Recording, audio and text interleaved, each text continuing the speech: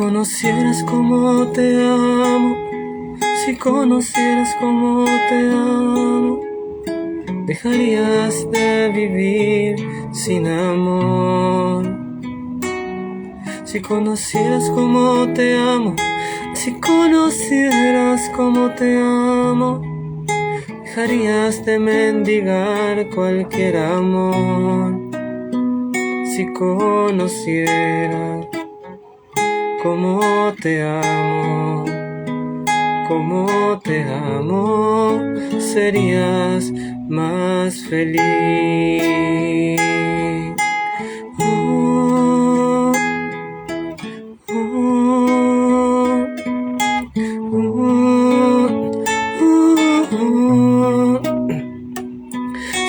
Si conocieras cómo te busco, si conocieras cómo te busco, desearías lo que espero para ti. Si conocieras cómo te busco, si conocieras cómo te busco, buscarías que te alcanzara mi voz. Si conociera cómo te sueño, serías más feliz.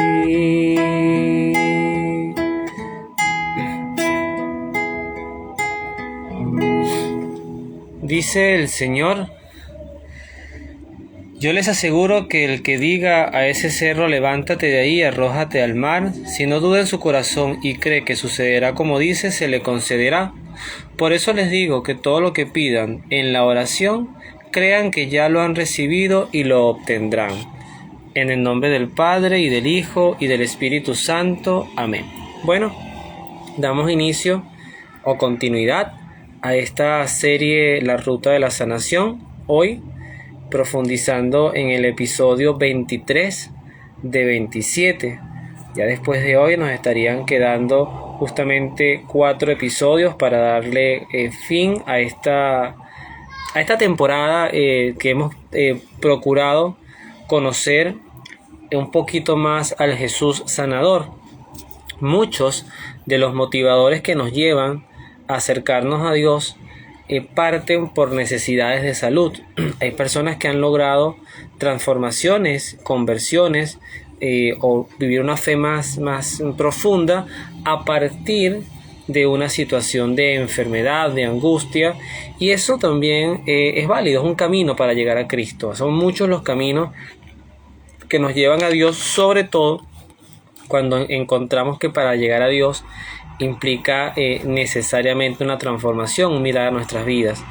Eso hace que la vida de todo creyente tenga que tener en su historia, en el libro de su vida, como me gusta llamarlo, un antes y un después. Un antes de Cristo, un después de Cristo. De hecho, eso es lo que profundizó y buscará profundizar en una segunda edición cuando tengamos la oportunidad de hacerla, en aquella serie que hicimos de experiencia en el Querigma. Es ese anuncio, ese primer encuentro con el Jesús vivo y resucitado, y a partir de él cómo eso cambió nuestras vidas. Como siempre me gusta decir de una manera muy introductoria, para una persona que, por ejemplo, vaya a escuchar esto por primera vez, aunque ya llevamos 23 episodios, todos cargados en nuestra cuenta de Instagram y todos también cargados en nuestro canal de YouTube, Abrazando Nuestra Fe. Es una serie que busca hacer un recorrido por los 4 evangelios de momentos donde Jesucristo sanaba físicamente, hacía un milagro físico, pero también en el trasfondo de la integralidad de lo que implica recibir un favor de Dios, porque Dios no hace favores por hacerlos. O sea, Dios no deja su acción en nuestras vidas solamente en que te curé, ahora sigue con tu vida adelante, sino que nos arropa, nos arrastra, nos hace parte o mejor dicho, se hace parte de nosotros y nosotros parte de Él. Es un Dios que espera. Una característica, como diría Santa Teresa de Jesús, es esa paciencia, es el Dios paciente. Por eso Teresa hablaba de la paciencia como virtud. Es la paciencia del Dios que está allí a la espera del momentico, de la oportunidad para entrar y rescatarnos, a diferencia de lo que dice San Pedro en una de sus epístolas, que el demonio anda como un león rugiente buscando a quien devorar, y el león rugiente nos ronda buscando esa debilidad para también entrar en nuestras vidas, pero con una acción totalmente destructiva. Entonces eso también es importante verlo. Hoy vamos a dedicarle este momento de encuentro con nuestro Señor, con nuestro Dios, con Jesucristo, Hijo del Padre, y a su vez cohabitado por la tercera persona de la Santísima Trinidad, que es el Espíritu Santo. Vamos a orar por los jóvenes o las personas en general que están atrapadas por cualquier vicio, malos hábitos o conductas que sin duda desembocan en un distanciamiento del bien y de las cosas de Dios. Yo creo que todos nosotros, incluyéndonos a nosotros, hemos conocido personas que han transitado por esto, y además hoy puedo decir, en este momento, 27 de mayo del 2022, que tengo una experiencia muy cercana a mi vida de una persona que está en un proceso de transformación, pero maravilloso, que además requiere acompañamiento, oración, y como Dios sabe quién es, yo particularmente pongo a esta persona en su presencia. Y bueno, todas las intenciones que bien nos lleguen por el grupo de WhatsApp, las intenciones que puedan surgir en el momento de que alguna persona gentilmente se tome el tiempo, el espacio para escuchar esto en diferido, porque en realidad se transmite en vivo, porque es la opción que también permite Instagram para luego grabar y quedar guardado y poder subirlo al canal de YouTube. Entonces nosotros, o por lo menos en este caso mi persona, en representación del ministerio Abrazando Nuestra Fe, de verdad que lo que nos mueve no es tener seguidores ni cuántos likes se conectan en la conexión, sino dejar un material para la posteridad, para que pueda servir en el momento en que Dios lo necesite. Es entregarle a Dios estos 5 panes y 2 peces, y ya después Él haga lo que Él sabe hacer mejor, que es transformar vidas y rescatarnos del pecado. En esta oportunidad, Lucas 9, 37 nos va a hablar de un episodio que yo además siempre hago el inciso. A veces teológicamente hay una necesidad de racionalizar científicamente muchos hechos que ocurrieron en la vida de Jesús. En esta oportunidad hay un caso particular. Aunque el texto, cuando lo empecemos a leer, nos va a hablar de un demonio que posee a un joven, ¿ok? El título dice: Jesús sana a un joven epiléptico.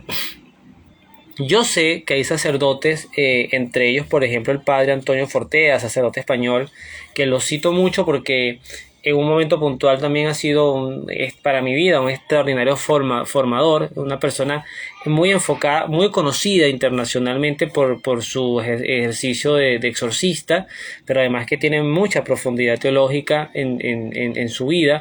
Él estas cosas siempre las encausa, y él dice que la Biblia siempre deja muy claro la palabra de Dios cuando se trata de enfermedades y cuando se trata de posesiones.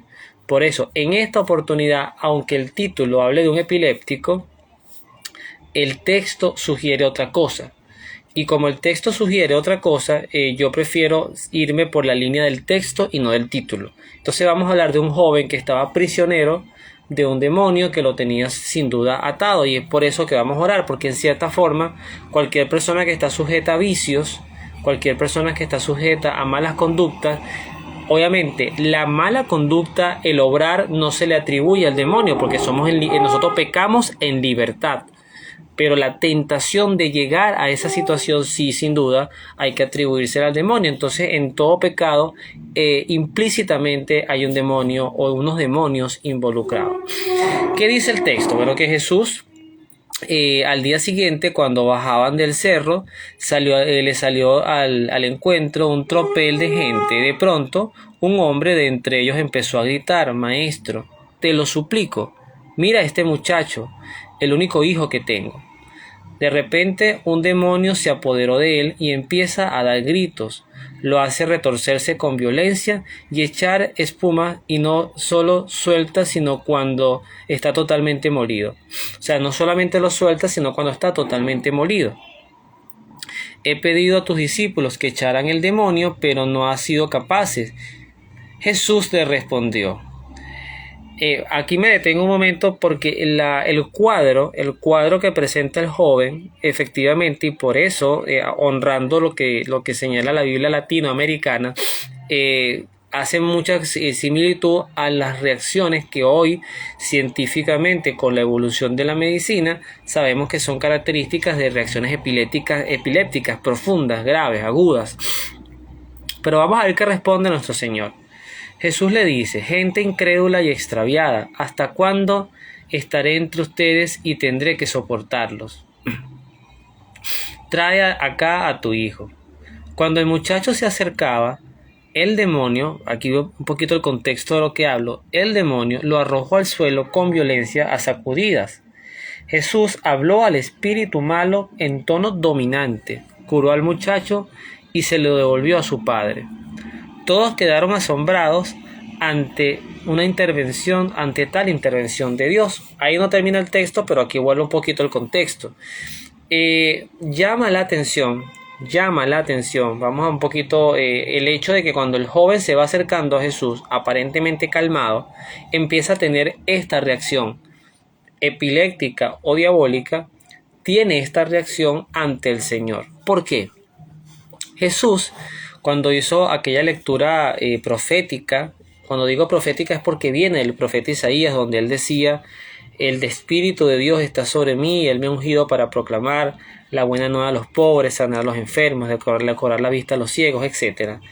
Es lo que nos hace entender que ante la presencia de Dios hay dos cosas que no tienen cabida.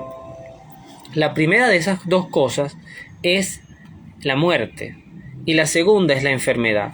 No olvidemos que en el caso puntual de la creación, Dios cuando nos crea perfectos, en gracia. Y eso quiere decir que muchas de las cosas que hoy ocurren en nuestras vidas, ejemplo, la muerte, el envejecimiento, la enfermedad, el hambre, el dolor en el parto, son cosas que teológicamente se explican a raíz del pecado. Y como se explican a raíz del pecado, inclusive la enfermedad, bien sea por causas naturales, biológicas, o por causas demoníacas, que también pudiera entenderse como la posesión o una enfermedad del alma, no tienen cabida ante la presencia de Dios. Por eso es importante destacar este hecho, porque la enfermedad, si la atribuimos a un virus o una bacteria, ante Dios también es expulsada, o sea, no tiene espacio. Es algo que es disonante a la perfección creacionista, porque si Dios creó todo bueno, la enfermedad, que es algo malo, se entiende desde el punto de vista teológico como un derivado del pecado. O sea, todas las cosas como la concupiscencia, la inclinación al mal, provienen precisamente de la desobediencia de nuestros primeros padres y de en sí de toda la humanidad, porque ha sido algo cíclico y constante que el ser humano ha transitado por siglos, por milenios, en el camino de apartarse de Dios. Cuando termina el hecho, además que Lucas, que además era médico de su época, pero médico al fin, que lo explica desde una posesión, y un Cristo que habla en un tono dominante, además que cuando Jesús dice ¿hasta cuándo tendré que soportarlos?, yo me inclinaría a pensar que se enfocaba mucho en la incredulidad, y especialmente de los apóstoles, que todavía estaban en un periodo de formación. A veces no sé si han tenido la oportunidad de estar en clases de karate, de jiu-jitsu, de cualquiera de estas técnicas, y a veces los instructores son muy duros mientras los niños están aprendiendo, pero son duros precisamente para que entiendan el valor de prepararse bien. O sea, inclusive en el rigor de la formación que los padres debemos tener con los hijos van en la misma línea. Muchas veces a los papás nos toca ser los malos de la película, porque somos los que administramos los no y los sí. Entonces, como somos a veces de los pocos que le decimos a nuestros hijos que no, que algo no lo deben hacer, de momento lo ven como algo malo, pero luego lo agradecerán. Esto es un discurso que todos decimos, ya sobre todo cuando somos adultos y nos toca entrar en la fase de criar a nuestros propios hijos. El texto culmina diciendo: mientras todos quedaban admirados por las cosas que hacía Jesús, Jesús dijo a sus discípulos: escuchen y recuerden lo que ahora les digo. El Hijo del Hombre va a ser entregado en manos de los hombres, pero ellos no entendieron estas palabras. Algo les impedía comprender lo que significaba y no se atrevían a pedirle una aclaración. En palabra del Señor, gloria a ti, Señor Jesús. Jesús toma el contexto como para recordar algo que yo creo que es importante. Todo lo que, yo, bendito Dios, para este momento tengo a mis padres vivos, a mis abuelos no, ninguno de mis abuelos vive. Pero hay algo que muchos padres suelen decirle a los hijos, es que cuando yo no esté, ya vieran todas las cosas, cómo les haré falta, y cuando yo no esté, y por eso que a los hijos hay que prepararlos para cuando no estemos. En cierta forma, cada día junto a nuestros hijos, ahí sí digo yo que es una total bendición, sobre todo cuando están en una fase de formación. Pero va a llegar un momento en que no vamos a estar. Y Cristo, cuando le dice esto a los discípulos, les está refiriendo dos cosas. Primero, yo no siempre voy a estar con ustedes haciendo los milagros desde el punto de vista físico. O sea, yo me voy a ir. Yo vine a cumplir una misión y regreso a mi casa. Eso es muy esperanzador. Pero además, también en cierta forma es como decirles, pónganse las pilas, aprendan a tener fe, a tener compasión y a mirar las necesidades de su entorno, porque a ustedes les va a tocar hacer estas cosas que yo hago hasta mayores y mejores. Porque Cristo decía, cuando yo no esté, ustedes harán cosas más grandes de las que yo hice. Y les puedo decir que históricamente esto ha sido cierto. Por ejemplo, algo que yo en mi ignorancia no he visto en los evangelios, de una manera clara, pero sí en la vida de algunos santos, es el don de la bilocación, de estar en dos lugares al mismo tiempo. O sea, Jesús podía estar en un sitio y aparecer en otro, pero que haya un testimonio del evangelio de que Jesucristo fue visto en el mismo momento en dos lugares, si bien tenía el poder para hacerlo, no aparece allí, pero sí aparecen vidas de santos, también santos que levitaban. Jesucristo, lo más que se vio de él fue el caminar sobre las aguas y luego cuando asciende a los cielos, ya después de resucitado. Pero nosotros hemos tenido en la historia de la santidad santos que levitan, santos que tienen éxtasis, santos que han logrado detener tormentas, que han logrado derrotar ejércitos, todo con el poder de Cristo allí. O sea, Cristo siempre presente, ya no desde el punto de vista humano, empírico, físico, pero siempre desde el punto de vista espiritual. Así que, además, aquí en el texto, en este cuadro de texto entre el versículo 37 y el versículo número 45, no aparece, pero sí en otros episodios de los evangelios aparece, cuando los apóstoles preguntaban a Jesús, ¿por qué nosotros no hemos podido expulsar a este demonio o sanar a este enfermo? Y Jesucristo decía, porque hay demonios que requieren mucha oración y mucho ayuno. Y eso también nos habla de que el mundo espiritual hay que ejercitarlo, hay que trabajarlo. Tenemos que ser verdaderamente entrar en el gimnasio de la vida espiritual, un gimnasio que se alimenta de la oración, de la palabra y sobre todo del dar un buen testimonio. Yo puedo dar fe de que indiferentemente de cuál sea tu profesión de vida, siempre que sea algo, por supuesto, que no transgreda tu dignidad y tu gracia, nosotros siempre podemos ser evangelizadores. Es impresionante, yo me he dado cuenta, inclusive dentro de mis funciones, cómo no solamente puedo ser evangelizado, sino también cómo he podido ser un factor de evangelización, a veces muy personalizado, muy sin testimonios, muy sin testigos, mejor dicho, muy sin testigos, pero muy eficiente, porque al final siempre en esas conversaciones al que uno coloca en el medio es a Dios. Vamos a pedirle al Señor en este episodio 23 de la Ruta de la Sanación por los jóvenes que están literalmente bajo el dominio del mal, por las drogas, no solamente los que lo consumen, sino también los que la trafican, aquellos que también comercializan vidas, la trata de personas, aquellos que dentro de un ejercicio diabólico, casi que psicópata, asesinan, violan mujeres, niños, aquellos que también son presa del alcohol, del cigarro, del trasnocho, de la lujuria, de la pornografía, de tantas cosas donde efectivamente Dios no puede estar presente. Dios mira, no se hace parte de nuestros pecados. Nunca nuestro Señor se manchará con nuestros pecados, aunque en la cruz los asumió todos. Murió como un pecador sin serlo, pero ya en nuestra vida actual presente, Dios está allí, inclusive expectante, viendo cómo a veces consumimos nuestras vidas en pecados absurdos y sin sentido. He tenido la oportunidad de conocer testimonios de personas que se han secado y no por no disfrutar, porque han tenido muchas experiencias sexuales, alcohólicas, de vicios, de disfrute, y al final llega a un punto de sus vidas y se sienten tan secos y tan consumidos porque todo fue una fachada. Internamente están vacíos, están huecos, están deprimidos, y al final estas son las consecuencias de una vida sin Dios. Entonces, bendita la experiencia de este joven que pudo conseguir todavía en su caminar al Jesús misionero, al Jesús andante, al Jesús sanador, al Jesús que no dejó un solo milagro pendiente por hacer, de todas las solicitudes que además no dudo, como el mismo evangelista Juan nos dirá, fueron muchísimas las cosas que hizo el Señor y que no caben en un solo libro, y que ellos solamente destacaron aquellos que eran quizás un poco más relevantes.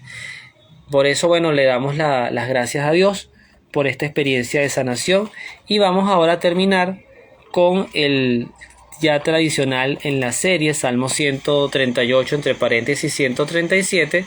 Es el salmo de agradecimiento a Dios por la experiencia del sanado, por la experiencia del que al final logra ese encuentro con el Señor. Te doy gracias, Señor, de todo corazón, pues oíste la palabra de mi boca. Canto para ti en presencia de los ángeles y me postro ante tu templo santo. Doy gracias a tu nombre por tu amor y verdad, pues tu palabra ha superado tu renombre. En el día en que clamé me respondiste y me aumentaste la fuerza de mi alma. Te darán gracias, Señor, todos los reyes de la tierra, cuando oigan las palabras de tu boca. Celebrarán los caminos del Señor, es muy grande la gloria del Señor. Desde arriba el Señor ve a los humildes y de lejos distingue al orgulloso. Si en medio de angustias caminare, tú me harías vivir, con tu mano paras al enemigo y tu diestra me salva. El Señor lo hará todo por mí. Señor, tu amor perdura para siempre, no abandones la obra de tus manos. Que tengan una bendecida noche, un feliz fin de semana, que Dios los bendiga y nos vemos en la oración.